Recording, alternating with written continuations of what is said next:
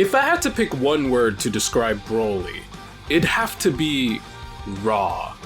This is best seen in the way that he fights. When compared to kinesthetic geniuses like Vegeta and Goku, it becomes clear that his attacks lack any proper form or technique. Instead, Broly simply relies on his raw strength as a survivor to overpower his opposition and lay waste to everything surrounding him. However, this description extends beyond his fighting capability. Everything about Broly's character is raw. What I mean by that is that his thoughts, feelings, and behaviors are natural and unfiltered. None of his actions show hesitance, none of his words are refined, and none of his immediate emotions go unexpressed. In other words, Broly is raw, with his father serving as the only filter for his existence. But when that filter is taken away, Broly taps into an emotion that's so raw, it completely consumes his mind. It's this emotion that I want to break down to understand how and why it happens. This may be a fantasy setting, but is there something within our reality that's akin to what we see Broly experience? Let's explore Broly's most defining characteristic, his rage. I don't want to fight. You shouldn't say bad things about my father. Broly! You're actually not that bad of a guy, are you?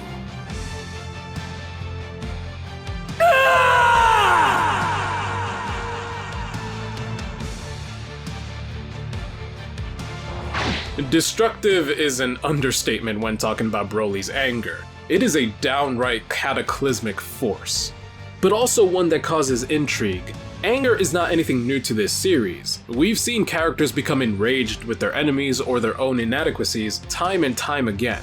But Broly's anger is unique in that he quite literally loses all conscious control when pushed past his limit. Pupilless eyes are often used in anime to convey a lack of consciousness. When a character's pupils become faded or disappear altogether, it usually means that they are either unconscious or dead. Therefore, I don't believe it's a stretch to assume that Broly is not in conscious control when he enters his Super Saiyan Wrath state. I think that's the name of this form. I mean, before we called this Blue, it was called Super Saiyan God Super Saiyan, so forgive me if I'm not up to date with the titles. Anyways, we also see Broly snap out of this trance right before Gogeta can land the Fatal Blast. I'm sure everyone here has experienced being so angry that you can't think about or feel anything else at the moment. But what Broly displays is more intense, because he even starts attacking Frieza simply because he was in his line of sight. It's almost as if his body is moving on its own and acting entirely on a survival instinct. This abnormality is only further accentuated by the extreme measures Paragus, his father, takes in response to it. The movie also doesn't give any direct explanation for this beyond being born with an absurdly high power level. While one could say that Broly is just naturally more aggressive than a normal Saiyan, I'm more inclined to believe that there's more to this anger. I believe Broly is experiencing a dissociative state. The human mind is amazing because it typically operates by integrating multiple different mental functions at once. Your body's senses pick up information about the world around you. Your perception of those senses lets you interact with the world. Your memory stores those interactions for you to recall later. Certain memories can trigger certain emotional responses out of a person, which influences certain actions or decisions being made at the moment. And these dynamics keep layering on and on as more complex mental functions are introduced. And the majority of them are all happening at once. So dissociation occurs when one or several of these mental functions are disrupted, thus rattling the rest of these dynamics and creating an all-new experience for the person at the moment that is disconnected from reality. There are different levels of dissociation that can occur, ranging from everyday experiences to more intense ones. For example, daydreaming is a very mild form of dissociation. Your body could be doing something, but your mind is somewhere else entirely. Maybe you're imagining ways to ask your crush out on a date, or thinking about the moment you finally master that combo in Fighters. Or your mind is currently a tumultuous storm because of the current state of our corporate-owned world, and you wonder if it's even possible to ever truly find love when all you can focus on is survival in a country that hates you for not making 100K a year. In each example, you've dissociated from the world and are no longer paying attention to any sensory information that your body is recording naturally. This is completely normal for anyone to do. However, dissociation can be concerning when it becomes more intense, such as the case with dissociative amnesia. Dissociative amnesia is characterized by failure to recall important information about one's personal experiences, usually of a traumatic or stressful nature, that is too extensive to be explained by normal forgetfulness. This is an extreme example of dissociation where the person genuinely cannot remember any details about something, despite the fact that they were present. Sometimes the person is unable to recall events during a specific time, can only recall certain details and not the whole event, or may even forget important personal information and impulsively travel away from their home, the latter being considered one of the most extreme cases of dissociative amnesia. You see how intense this can get? We went from an everyday occurrence to a mental disorder. Dissociations can fall anywhere in between this spectrum. Now the question for us becomes, where would Broly fall within this spectrum? I believe Broly dissociates as a result of trauma from his environment and the person closest to him, thus making it something that is slightly beyond his control. Broly was born with a condition that struck fear in the adults around him, his father being no different. Despite wanting to save his son and see that the both of them have a life together, Paragus was both physically and, more importantly, emotionally ill-equipped to give Broly the necessary guidance to live with his condition. Paragus may have attempted to train Broly to harness anger like every other Saiyan warrior, but disciplining Broly via intense electric shocks only taught him how to suppress his real emotions.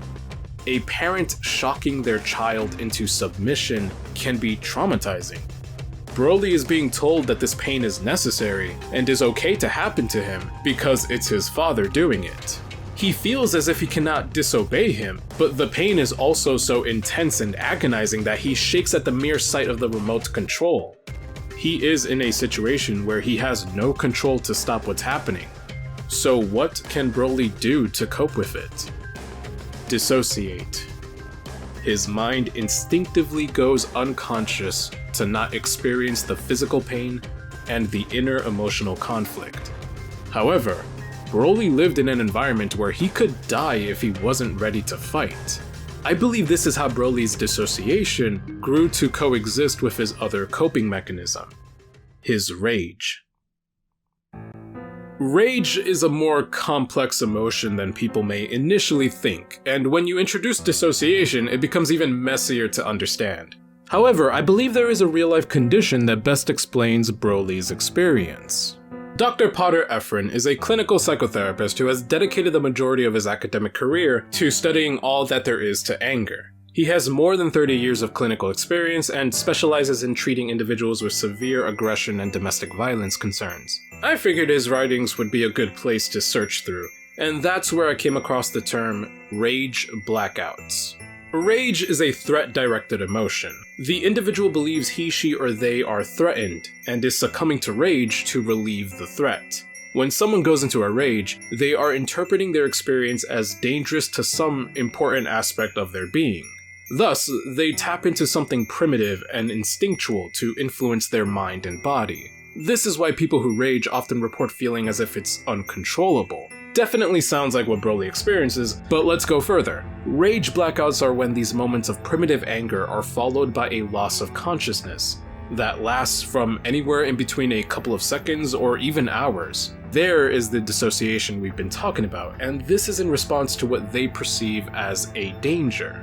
These dangers are not all the same for everyone. There are immediate threats to one's physical existence, such as someone with a knife or a gun pulling up on you, which can trigger a survival rage.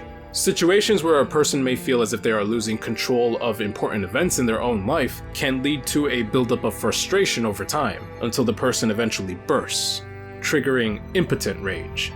People who react intensely negatively to being embarrassed, criticized, or humiliated are experiencing shame-based rage.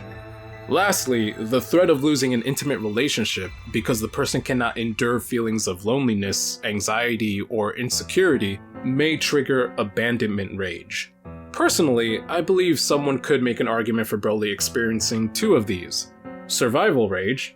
Man is literally Space Tarzan. I'm sure he's relied on his own rage to survive the harsh environments of Vampa. I also believe what we've discussed about Paragus' abusive discipline forced Broly to dissociate while experiencing this survival rage. It's the perfect defense mechanism for what Broly's daily existence was growing up. There's also the life or death fight Broly was thrown into against Goku, Vegeta, and Gogeta, so yeah, I think this is a solid guess as to what he was experiencing in that moment, and just in his life in general. But I also think impotent rage is involved. Let's not forget that Paragus used his parental authority and intense physical pain to maintain control over Broly's life. Paragus was so strict that he even drove away Ba, a giant creature that became Broly's first and only friend on the planet. Broly's intense response to Chilai suggesting he remove the fur around his waist, the only memento he has of that friend, makes sense with this context. Keeping the memento is one of the few decisions he has made that his father has not fought against. It's Broly's only expression of his will, and Chilai suggesting he remove it could have been interpreted as someone else trying to control his actions, especially with something that holds so much sentimental value. I can imagine that Broly has been desiring some sense of control over his life, but has been unable to express that desire because of his father's iron fist over him, thus creating a ticking time bomb of fury. Keep in mind, we're drawing these conclusions from an hour and 41-minute movie. Our observations are pretty limited for pointing out all of the patterns in Broly's rage. For these reasons, I cannot definitively pick a single one and instead just wanted to share each of them. Regardless, we now have an understanding of Broly's experience. A father raised in a culture that values anger as a source of strength and is ill-equipped to provide emotional guidance, attempted to raise a son with a destructive power that frightened him. The fear of being unable to control Broly motivated him to use intense electric shocks to suppress Broly's emotion. But in doing so, he created an abusive dynamic in which Broly had no real outlet for his emotions. The internal conflict of knowing his father is the one causing him so much pain, combined with the reality that he needs to fight for survival, led Broly to cope by dissociating during his fits of rage. Doing so protects his mind from dealing with the emotional turmoil, and his body eliminates whatever threat is in his way. Broly has relied on this coping mechanism for so long that it's become a part of his mental experience, and will be something that he needs to work to unlearn if he wants to keep his newly found family safe. You know, all of this does bring up an interesting talking point. Rage has been synonymous with Saiyans in the past. It's what has fueled their transformations. It's almost as if their genetics make Saiyans predisposed to experiencing rage more than the average alien species.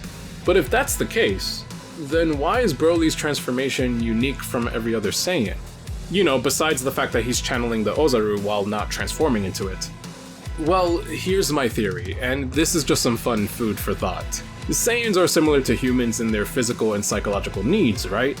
Therefore, I think it is reasonable to assume that the reason why we'll never see Saiyans like Goku or Vegeta ever replicate Broly's form is that it is inherently tied to a mental condition the two simply do not have.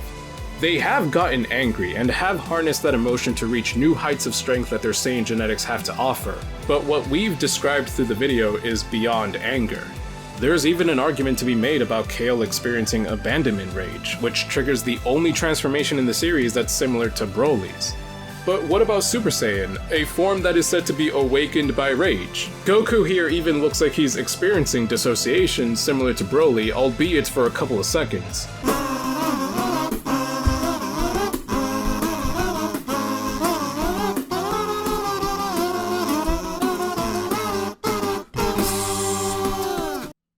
Yeah, the criteria for achieving this form has been objectively obliterated over the years, so I don't know what to tell you. But I do know that you should definitely subscribe and hit the bell icon if you enjoyed this video. I'm so glad I could get this video in finally. Originally I had planned it for October of last year, and that clearly didn't happen. If you'd like more Dragon Ball content, let me know in the comments below, and I'll see what new stuff I can cook up for you.